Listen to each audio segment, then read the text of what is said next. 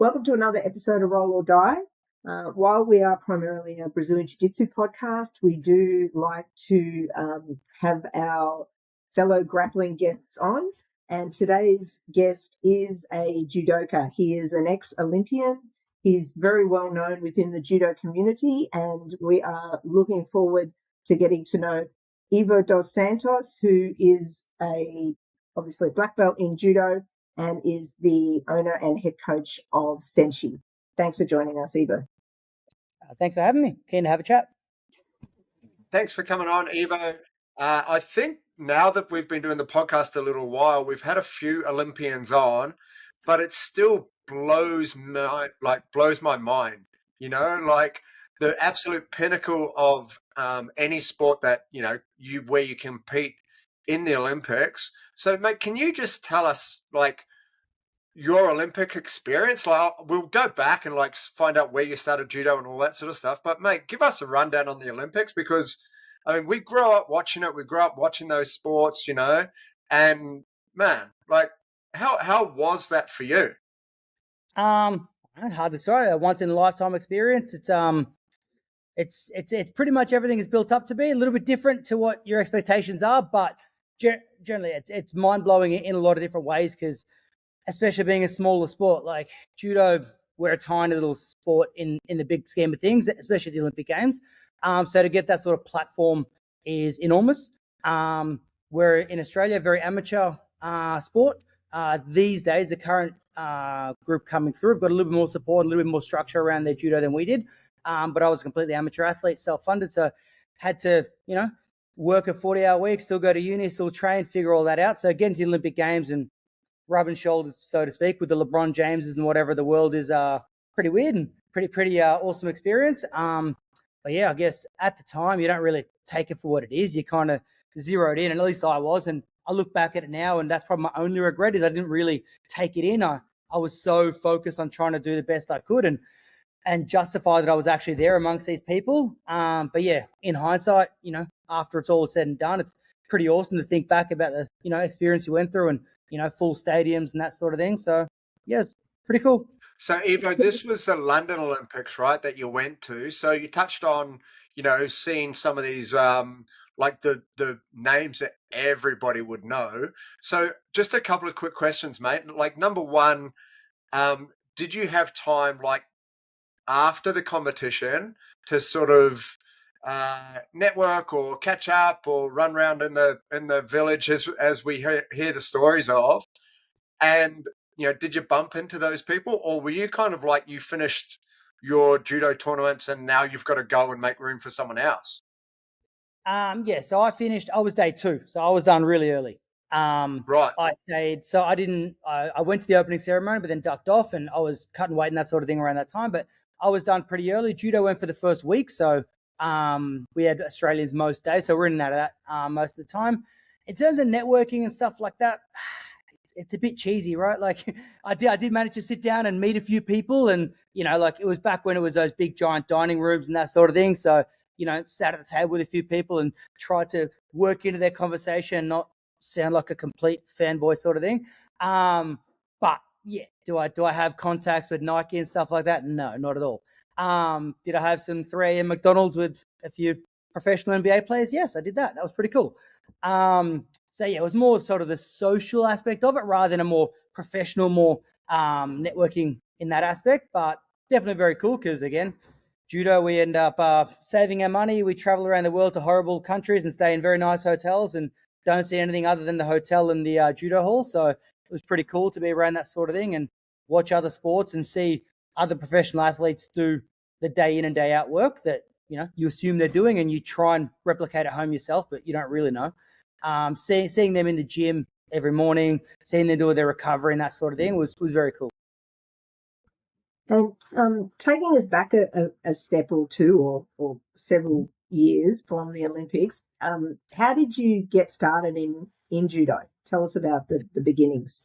Yeah, so I'm a migrant. My family moved from Portugal when I was 2 years old. A couple of years later, when I was 5, my dad had practiced judo a little bit. He got up to his blue belt in Portugal, probably about 4.5, 5 years of training, so not a super high level or anything. Then married, kids, everything else. he came to Australia, enjoyed beer and pies and whatever else. So the doctor said, you got to drop a few kilos.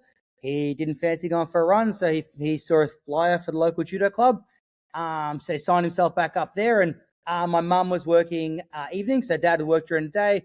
He'd come home, he'd look after us, mum would go to work. So when he started judo, he dragged us along to judo, and we were a bit annoying on the side of the mat, so it was easy to put us in the kids' classes. So that's how me and my sister got started in judo. And then after about a month or two, my dad decided he was better off eating a salad or two and went back to retired from judo, and I kept going. Yeah. So your dad sort of quit, but you continued. What about your sister, mate? Did she continue as well? She had a good run. So she did probably 8 years of judo or so. So she got to the point of doing like under 15, under 16, high level national competition, stuff like that. And then, like most teenage girls, decided grappling, sweating, doing these sorts of things wasn't much fun when she got to 15, 16. Whereas I tend to really like that. So I excelled at that point and kept on going and haven't stopped. And so with started. Sorry, Brent. No, go for it, Jim.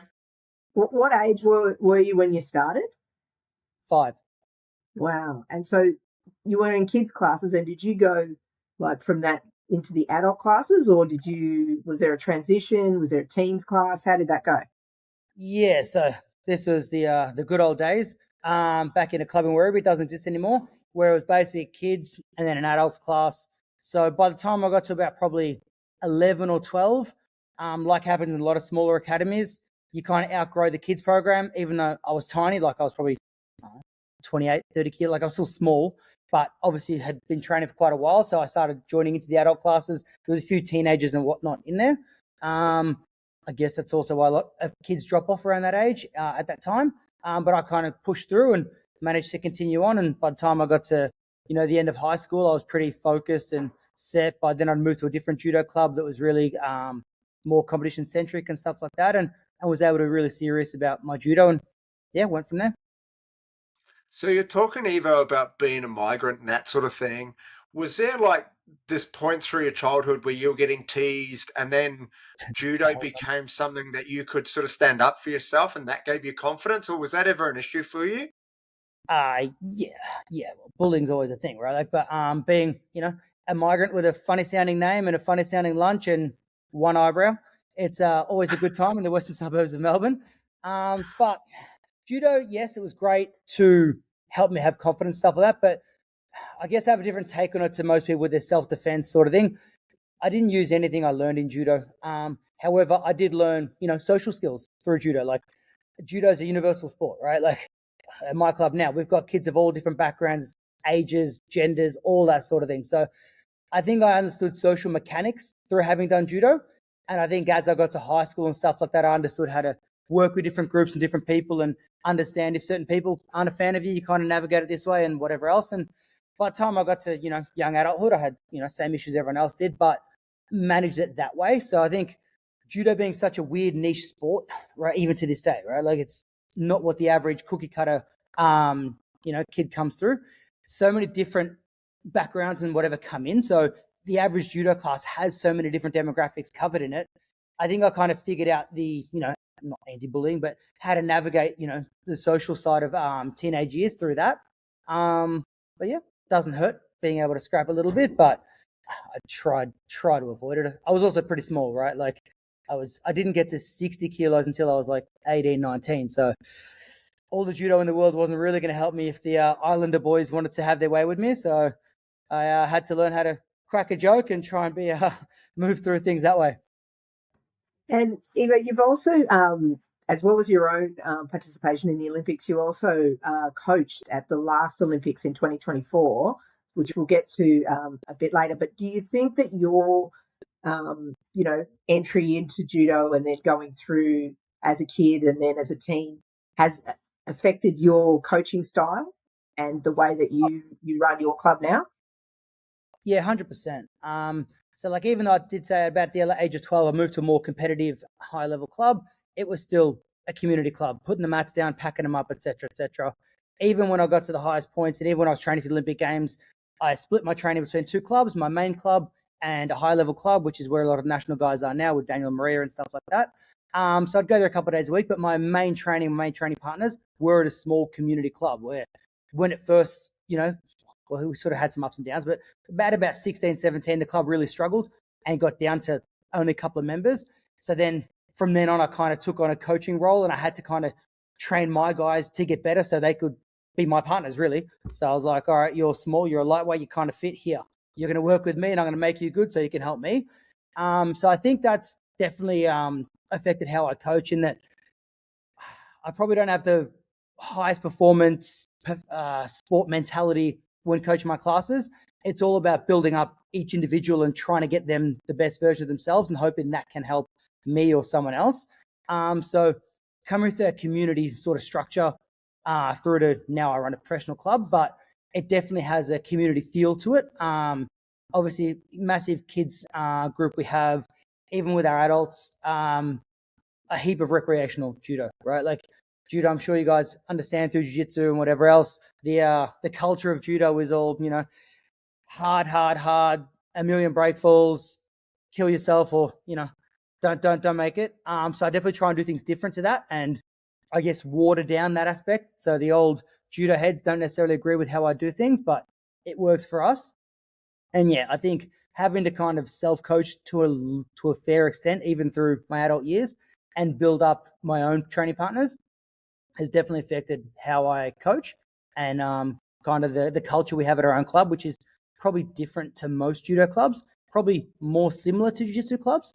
I think jiu-jitsu really does a really good job of embracing recreational level adults or beginner level things and putting their arms around and going, all right, you can do this, this, and this today, and that's perfect. Whereas judo's kind of been, there's your first break fall, go fight that old black belt and see how that goes. So I think I'm hopefully taking a bit of this and a bit of that, and I like all the way through, like even with my training and stuff like that, I always cross-trained in either BJJ, wrestling, even some striking and stuff like that. So going and doing bits and bobs of everything else and not necessarily being streamlined with my training the whole time, I think has given me different sort of things I liked and didn't like. And I've kind of mishmashed. Whereas if I'd kind of come under the same coach or club or system the whole time and not really had other effects, I probably would have been very similar or very structured in how I coach. And at the moment, I think I'm doing an all right job and seems to be going okay. But it's probably not the most judo vibe, I guess, at my club. Yeah, that's what my I don't know, hesitation with judo, my learning with judo, right, is it can be so hard on your body. But if you're finding a way to make it less so, then ideally people can do the judo for longer, right? As opposed to, well, it's a young person's game. By the time you're 32, you've been thrown that many times, your body's starting to fall apart. Now we've got to do something different if you get into it young. Is that kind of what you're finding, Ivo? Like maybe you're getting newer people or perhaps even older people who can come in and then they can deal with that a bit better. Are you finding that? Yeah, so judo, I compare it to like gymnastics and swimming, right? Retirement age is like 19 because you come through when you're a kid, you do all this stuff that just goes against every adult thought you have. And then you get to that adult thing. And unless you're going to be an absolute world beater, you kind of go, I'm going to go do something else.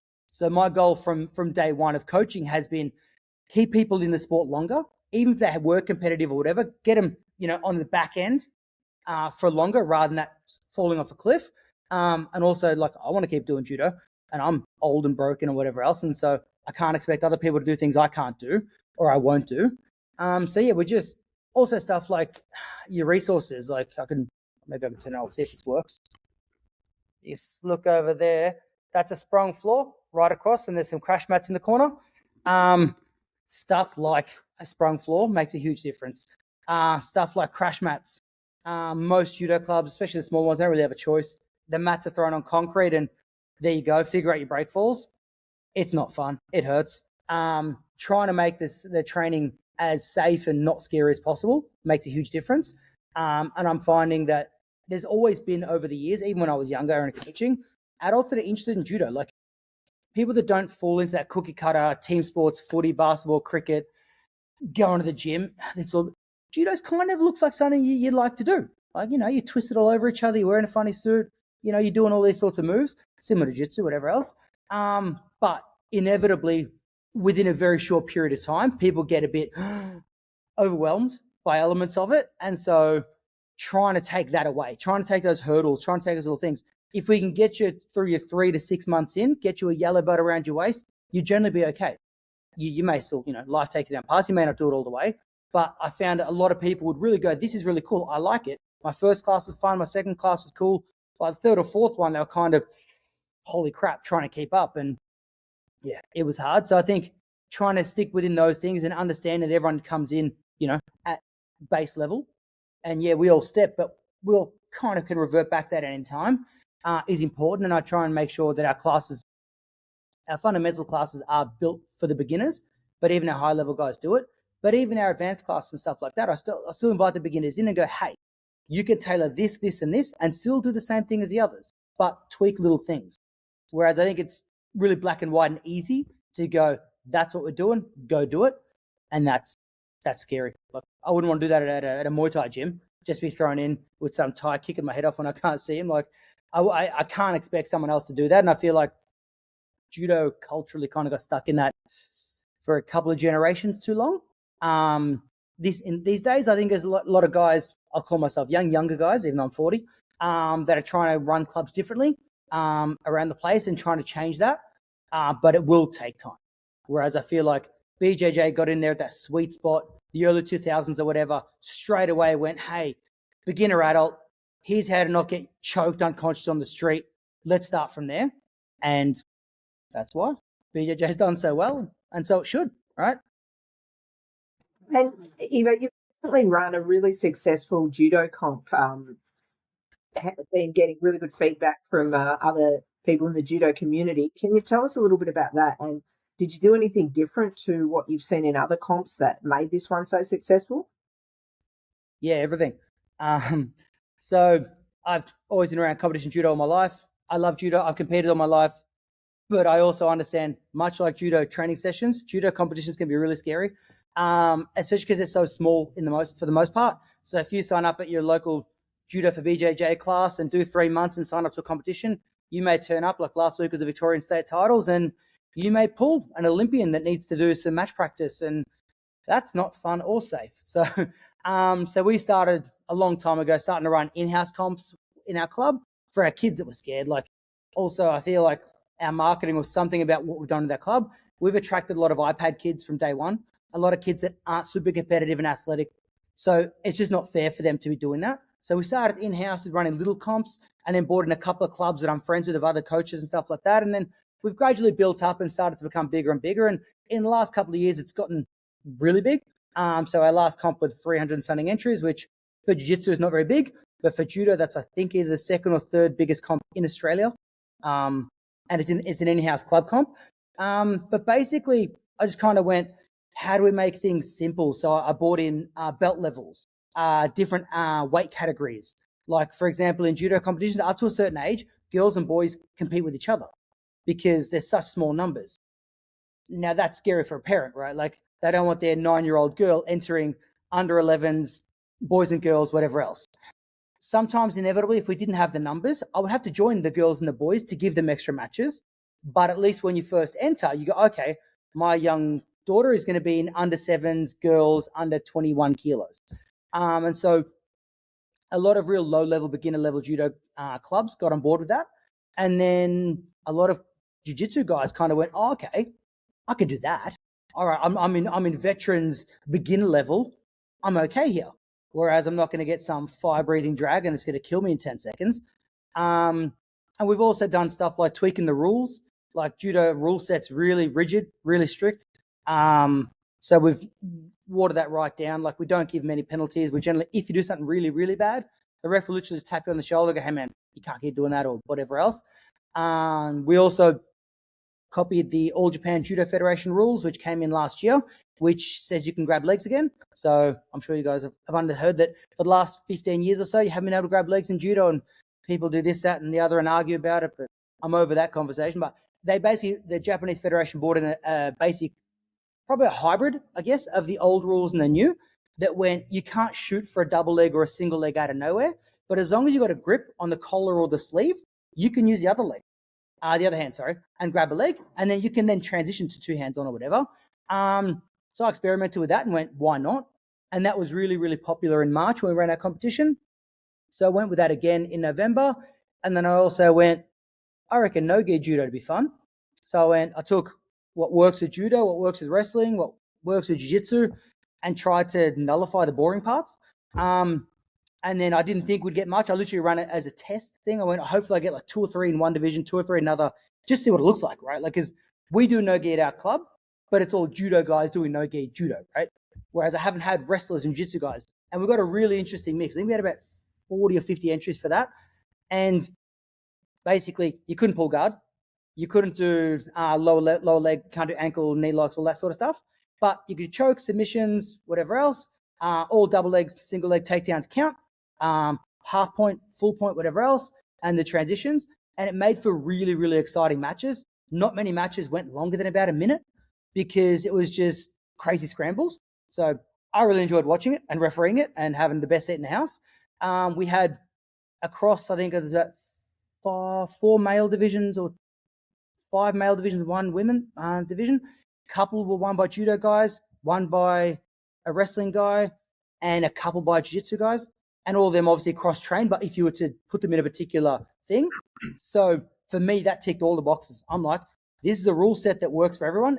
It'll be a novelty, right? Like, I don't think the sport of no-gi judo is going to be a thing. However, twice a year, people have got a platform. If it works on a Saturday afternoon, come down to Thomastown, have a crack. It was good. Even some of the guys that, got taken down or got submitted, blah, blah, that were out of their element was like, that was great. Like, we had judo guys that still had their gi pants on and they've done 1 or 2 no-gi sessions and went, why not? It's an extra $20 on my entry. I'll do it. But all the feedback I got was I'd be happy to do it again. So I'm really looking forward to pushing that forward a little bit, pushing it into the BJJ and wrestling community a little bit and see if there's any takers. Because I think it's fun. It's exciting. It's not its own sport. It's not supposed to be. But I think it's a really good way for individuals in each of those streams to test themselves. Like there was a couple of decent wrestlers that got taken down by judo guys, but just because they're not used to that specific sort of takedown. And a few judo guys got submitted after doing big throws. So such is life. I think it pushed a few judo guys to go and cross-train and a few curious cross-trainers to maybe we should do a little bit of judo. So for me, perfect. So, no-gi judo, like I know some of the guys that did go and compete there, Ivo. Mm-hmm. Who else is doing that? I'd never heard of it. I'd never seen it, never heard of it. So are there other gyms that are actually doing no-gi judo? Because it's definitely a cool thing to watch. Like I saw some of the highlight reels and that sort of thing. Like it was cool to watch, mate. Yeah. Well, I know in this area, I know one of my former students, Perry, he's teaching at Evolution BJJ with Sam and that. And I think in summer they'd switch to no-gi and it's judo based. I think they still do some double legs and whatnot. I know Justin Flores has a really big presence online from the US. Justin's a guy I trained with back in the day, and he's really fused a no-gi judo sort of thing. And I know I think Robbie out here in Gracie, where are they? They're Northeast. They do a fair bit. But again, it's a jiu-jitsu background teaching a version of no-gi judo. A lot of judo guys just, when it gets to the no-gi thing, go, you may as well do wrestling. I feel like a lot more of them should be more confident. Like I have cross-training wrestling and got thrown on my head more than enough times to understand what works and what doesn't and what we can use. But even straight judo guys that haven't cross-trained much, there's so much they can take just by thinking about what they do in that sort of lens. And I've always had a curiosity in it. Always loved MMA, gave that a shot for a while. But even before that, like I used to love doing a lot of our judo drills, a lot of our takedown drills. I love doing no-gi drills. It makes everything way faster and actually way more technical, which old judo heads would say that's not the case, but it is, right? Like it's actually way harder to throw someone with a hip throw without a gi. It is way harder. So when you're trying to do like high speed, volume, intense things, you can kind of pull on the collar or you get a little bit more purchase as your hand comes over the shoulder when there's a gi there. When there's not and you're sweaty, you're going to fall on your face. So I found it really helped me a lot when I was training, was doing a lot of my drills and especially my groundwork, no gi, because it just speeds everything up and makes you really conscious of your partner's body as opposed to, as opposed to holding on and holding off and stagnating the match and resetting that way. Because so much of judo is about gripping, but I feel like we grip so much, we kind of shoot ourselves in the foot sometimes, especially competitively. People are so grip focused that they miss opportunities when it does become a scramble. And I was never that good a grip fighter. I'm a pretty good grip fighter, but not great. I'm really good at scrambles. Like it kind of worked from standing to groundwork and whatever else. So as soon as I started experimenting and cross training and doing a bit of no-gi, it really worked well. Like even now when I'll rarely do jiu-jitsu, I should do it more, but I don't. I really prefer doing no-gi BJJ than gi, even though I feel like I'd be more successful in gi BJJ. Like I like to lapel choke people. The movement and the actual game and the actual specifics of rolling no-gi fits in with my faster scrambling style. So I think a lot more judo clubs should be open to it. What can we do? And I think it was a little while ago, you were involved in a pretty serious car accident. Are you comfortable to talk about that? Tell us what happened and your recovery. Of course. So 2018, I was in a head-on collision. Guy coming the other way lost control of his car and crashed into me at 5:30 in the morning on my way to work. So luckily, in the end, most of the damage was to my right foot. I've had 7 surgeries since. Basically had to rebuild it. If you can imagine, my foot was on the accelerator. Didn't see the car that was coming the other way. So the accelerator went through my foot, jammed up through my legs, across my body, pinned me in the car and whatnot. It was pretty chaotic at the time. Obviously, I had to get cut out of the car, ambos, all that sort of stuff. There was some cervical spine damage, but I think we've actually circled around to that may have been from judo about 6 months before that. So we ended up clearing up that wasn't from the accident. So that was a long rehab. It took over about 2.5 years, all those surgeries.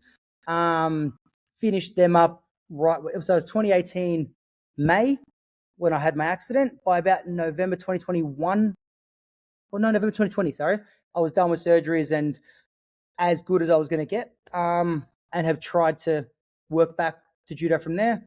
I was, same sob story everyone gets, told probably be realistic, probably not going to be able to run again, let alone do judo. If you can walk without a limp, you'll be right.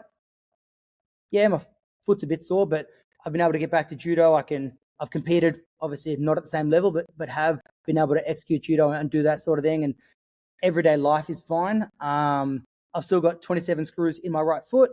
I don't have like the nerves in about 70% of my foot don't work. So like my reactions.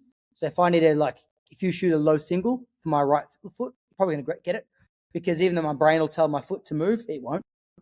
It's a bit slower. But other than that, in terms of everyday life, it is what it is. I've got a, very hard, very metallic right foot. But function wise, it is what it is. I run, I do judo, I do everyday life stuff. But yeah, it was a bit to get through. But I think the pandemic and the world ending had allowed everyone to reset a little bit. So when we came out of that and people were like, oh, you're walking, that's cool. I'm like, yes. All right, we can start from there. And yeah, I guess that was a blessing in disguise, I guess. Mate, that's incredible. It's a good recovery. It's good to hear that you've recovered the way that you have. That's really good. How's can you give us a rundown on your black belt? So how does a judoka get their black belt and what does that day look like and how special is it? So it's changed slightly now from when I got it because I'm really old and I got it 23 years ago. So basically the black belt in judo, you get up to your brown belt through club gradings. Obviously, certain levels of experience, you do a test, you basically do a demonstration of techniques. There's a list of throws, basically the judo Bible. As you get higher levels, you have to demonstrate better techniques or more techniques, and to a higher level. Once you get to your brown belt, then if you're a competitive player, if you achieve a certain amount of competition wins against high-level players, you can test earlier. If you don't, you have to wait longer. But the black belt exam, it's basically they can test you on anything. So basically the judo gokyo has 40 throws, 8 holds, 8 arm locks, 8 chokes, and they can pick any of that to test you on. Technically, you should do it all. So when I was coming through and I did my grading, basically we said someone from the club contacted Judo Victoria. He's at his black belt. He's won these matches. He's eligible. Can someone come and test him? So a few of the red and white belts that come to your club, and they basically go, all right, show me this, that, and the other. Basically, the club was supposed to run that night, but basically everyone just sat down and went, all right, let's just watch him. So the red and white belt said, all right, let's go. Let's start from number 1 and get to number 40. And I went the whole thing, top to bottom, did all the ground techniques, all the arm locks, all the chokes, all that sort of thing. And then a couple of those old boys were guys that I was friends with and my coach had a good relationship with. So they decided to go, okay, now how would you do a couple of them left-handed? Which I did not prepare for, but managed to fumble my way through and got it over the line. And then they throw out some curly ones like, how would you teach a beginner, overweight adult how to do this technique? Okay, sure, I'd start with this, that, and the other. So they try and show you, expand your knowledge and show that you can actually show what you know to someone else. So that was how I got my first arm. I showed arm black belt. Since then, graded, you have to wait quite a while in between gradings once you're a black belt. So I'm now 4th degree, if that compares to jiu-jitsu. And then as you go up in higher belts, you basically have to do different katas, which are different to the taekwondo katas where you punch in the air. They're kind of choreographed judo movements. They come from like the old school self-defense samurai judo days where your partner initiates a motion, you counter or you redirect and that sort of thing. And as you get like my last grading, my 4th dan grading, you have to do a kata that involves weapons. So they've got like, imagine like an Aikido sword and a dagger. So your partner attacks you with this, you turn, you twist, you throw, you arm lock, all that sort of stuff. And then as you get even to the higher belts, you just do more old school demonstrations of techniques. And obviously you have to spend more time in your grade and you have to explain to your what you do in the judo community. You can't just go, hey, I've had my belt this long, here we go. You have to either coach, be an administrator, referee, or a combination of those. As you go higher, there's less people that achieve those levels. But it basically comes down to are you involved? How involved are you in judo, and what can you show us? I remember watching Perry because Perry was coming in when he was training for perhaps his second dan, maybe. So maybe 18 months ago or something, and he was training with Kieran, who you know as well. So watching those guys, put their kata together, it was really cool. And as you said, it's obviously very scripted, but it also needs to be very exact as well, doesn't it?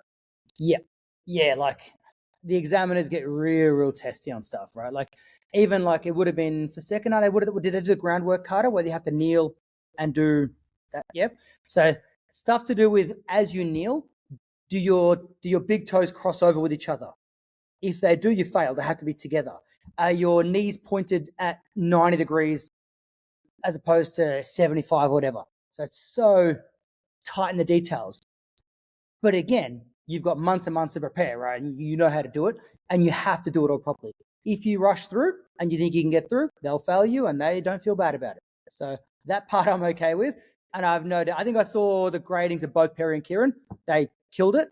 So that wouldn't have been a concern for them, but maybe some others kind of glaze over that and just try and rush through it. And the grading overlords won't have it. And that's one of the old school rigid things with judo I don't actually mind. Because especially as you get to those higher dan grades, you should own it. You should have to, right? Like it should be something like, for example, nowadays they do twice a year grading days in Victoria. So you do it in April or November. And basically they go, all right, there's usually about 15, 20 people to grade. Here, you've got to have all this stuff on the list. We'll pick 2 throws from this set, 2 from that set, choke that comes from a throw, blah, blah. And you end up demonstrating probably 8 or 10 techniques. For me, that's a bit rushed. I had to do it all, and I make my guys do it all. So now I understand that you can't do that for 25 people in a day. I get that. But like, for example, when any of my guys have come up in the last couple of years, the grading days will generally be on a Saturday or a Sunday. We come in on Friday night, and I go, all right, you're going to go through top to bottom. I want to know that you can do absolutely everything, and they do. And I haven't had issues with any of my guys coming through, and I believe everyone should, right? Like your belt should mean something. It shouldn't just be, hey, I'm a super athletic 20-year-old. I've mangled a few 40-year-olds in competitions, and I stumble my way through a grading. It should be, I can do all these things, and for the most part, people do a really good job, I think. And I think that most of the judo community has a pretty good reference for the dan grading. So yeah, that's my take on it.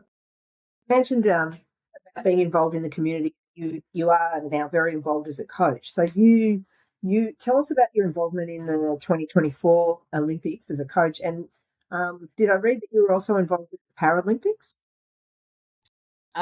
Yep. So to an extent, I'll do 2024 Olympics. So, I'm a club coach. I did a little bit of national coaching a few years ago. But it's a bit too demanding and a bit too far outside of the everyday full-time coach thing that I don't do that anymore.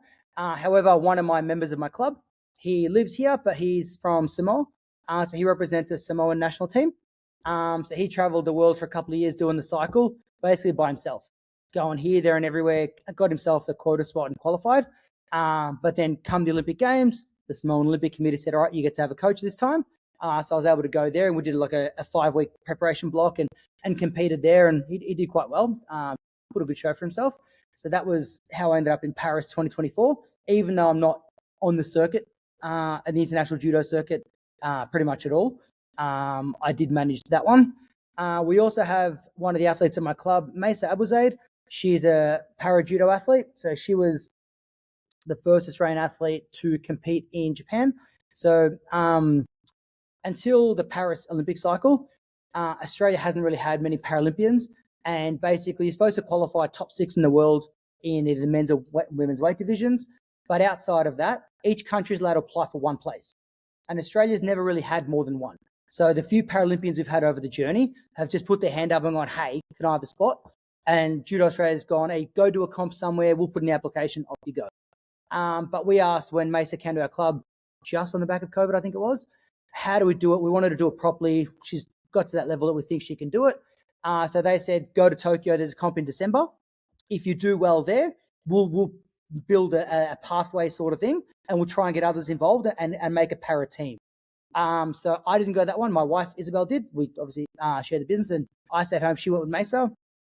Mesa ended up going out there to Tokyo in December 2021 or 2, I can't remember. She had one competitor in her division from Uzbekistan, and Mesa beat her twice in a row. She became the champion.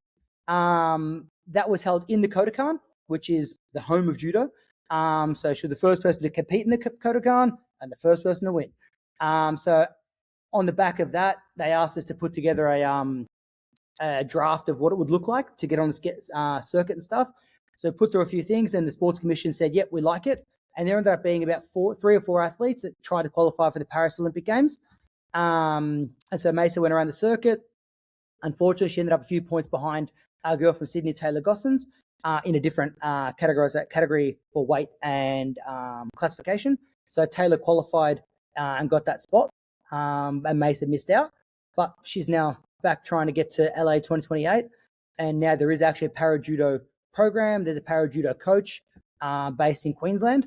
I think there's about 4 athletes, maybe 5, that are trying to get on the circuit and get going and get their own sort of results, and hopefully get more than one Australian qualified for LA. That'd be pretty cool. And yeah, so I try and help where I can in that aspect. And we've got a few coaches at the club that help with Mesa specifically. My wife Isabel helps. She's got one of our black belts, Fabian. He does some support work and travels with her. I do a bit. So we all kind of share the workload and support where we can, because a player with a disability, whether visual, intellectual, needs kind of a team around them. And I feel like we're doing a pretty good job there. And a few other clubs have kind of reached out and gone, how do you structure things around it and incorporate a para athlete into a mainstream class? And I'm hoping to try and help some other clubs be able to do that as well, because it's really hard.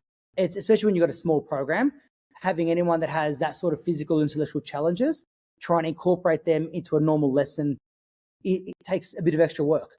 But again, Mesa came to us right on the back of COVID, and the world was locked down. So I did a heap of online education stuff, and I've also got a son on the autism spectrum, so I did a lot of stuff to do with inclusive practice in terms of parenting, coaching, all that sort of thing, and a lot of that transitions well. And so that kind of helps us sort of structure training for intellectual or visual disabilities in a mainstream class. So again, probably the look and feel of our classes probably isn't the same as a normal class, so to speak.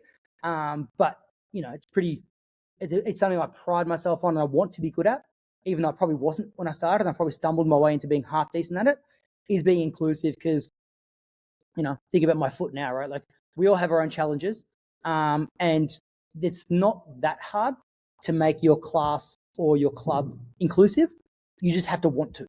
And so we do a lot of stuff around the club in terms of our senior students and even our intermediate level guys on how we talk to each other, how we approach, how I explain techniques, how long I spend showing techniques, where do I stand in the class when I'm showing a technique, how often do I spend talking to each pair when they're practicing. It's stuff that we probably don't necessarily think about automatically. We're kind of like, all right, today's class, we're going to do this, that, and the other, go. But, having to do that in my day-to-day activities means it rolls over into how I coach and how we run our club. And especially if we have a look at our junior program, we've got a lot of kids with different intellectual challenges that we incorporate into our mainstream program. And we're really big on coaching our coaches to be inclusive in how they teach and stuff like that. And that's a project I want to try and sort of help other clubs and other organizations and stuff like that, because I feel like I learnt on the fly with a lot of that stuff. A lot of it was like me sitting here on my laptop doing an online tutorial and this, that, and the other, and then an hour later trying to do it on the mat and probably falling on my face a lot, but figuring out some basic, parameters you can stick within. And I feel like we could all be way more inclusive, and that would make a huge difference to our sports, especially our grappling sports. And we're not mainstream sports, so let's be different and let's, do it in a way that everyone can try. I think I've given you a really long answer to a really short question. No, mate, that was awesome. I think that's an awesome place to wrap it up, Kim. Hey, like, what a summary, mate. So it's been cool to like sort of listen to you, Ivo, and go through like where you started, right through the Olympics, and then now how you're helping people, from all sort of levels of diversity. And mate, that's that's super inspiring. I love it. It's really good. Thank you. I don't know. I guess the one thing we kind of have is kind of the running joke at our club is our club's the United Nations of judo. If you look at our senior class and there's 25 people in that line, we're also in the northern suburbs of Melbourne. So we've got ladies in headscarves. We've got Chinese men that can't speak much English. We've got Israeli women teaching classes. We've got South Americans. In the end, the gi doesn't care, the mat doesn't care, and neither should you. And Brilliant. I feel like that's kind of a way I've grown up. I may not have always been like that, but that's kind of where I'm headed. And I feel like there's something we could all do, in our training, in our clubs. And if I can keep being loud and, vocal about it all and stumble my way through, and other people go, okay, he can do it, pretty much anyone can, much like today's Zoom call. You when suburbs or anywhere in Melbourne, come on the club link into the show notes. We've just got a couple of quick pop quiz questions here at the end that we like to ask our guests. You can make the answers as short or as long as you like. So go for it, Brentos. All right, let's go. All right, mate. iPhone or Samsung? iPhone. Strength or flexibility? Oh, strength. I've only got one. Pasta or rice? Oh, they're both great, but pasta. Steak or chicken? Again, a good steak. Probably have a lot more chicken, but a good steak is phenomenal. Yeah. Your favorite throw? Oh, for me to do or for me to see? Because they're very different. Give us both. For me to do, Kataguruma is definitely my most efficient, but to watch, Uchimata is pretty cool. But I don't have the leg length or dexterity or skill to pull that off very well. So they're my two answers, I guess. Who is, for you, who's the greatest judoka of all time? Again, a tough question. I'll say Inoue. He's from, late 90s, early 2000s, Japanese heavyweight champion. He was the bee's knees. Back when judo was when I was growing up and when I could idolize someone. But yeah, I could name 50 guys, but I don't have that much time. All right, mate. We've got two more for you. Yeah. These will decide if the podcast goes out or not. So there's a bit riding on this one. First one. Can you drive a manual car? Of course. Yeah, good. I grew up as an ethnic kid in the western suburbs of Melbourne. I was driving manual before I went to high school, mate. Come on. Allegedly. Allegedly. And this is a jiu-jitsu one. I don't know what the judo world is like in regards to this. Okay. Do you wear Crocs? No, I have Good. recently come over to the world of Ugg boots after fighting really hard for a long time, and now I'm loud and proud, and I cop a bit of grief, but I'm gonna die with that one. Crocs, I haven't got there yet, but geez, they're pretty popular on the side of the mat around here. I'll give you the tip. They seem to come back to me in 12 months and maybe I'll change my answer. That's all right. We can release the episode now. So thank you Oh. once again, Ivo, for giving up your time. It's been really good to get to know more about you. And yeah, we are looking to get more, not just jiu-jitsu guys on. So any of our listeners, if you have any recommendations for any wrestlers, any judokas, anyone else, we are a grappling podcast. So bring it on. We'll have this episode out in a couple of weeks. Ivo, if you could share it, that would be awesome. Get some judokas maybe come over cross-train jiu-jitsu and vice versa. So Ivo's club sounds like it's not your traditional judo club. So as I said, we'll put a link in our show notes so people can go check it out. Do you want to do the wrap-up, Brentos? Yeah, that was awesome, mate. A really good podcast. I really enjoyed getting to know you a little bit, and to be honest, like your club sounds like the sort of judo club that I would be happy to attend, because those mats look pretty spongy, and from what you're talking about, you're there for the longevity and not just to launch and break people. So, mate, congratulations on the club. Thank you for coming on. But we'll leave it there. That's another episode of Roll or Die. Thank you to everyone who listens. Thank you for everyone who shares these podcasts.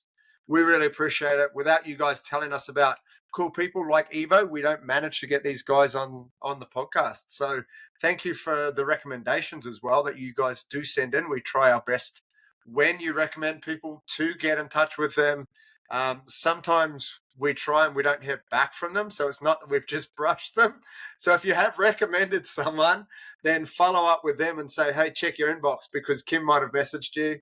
But mate, that was a great podcast. All the best going forward.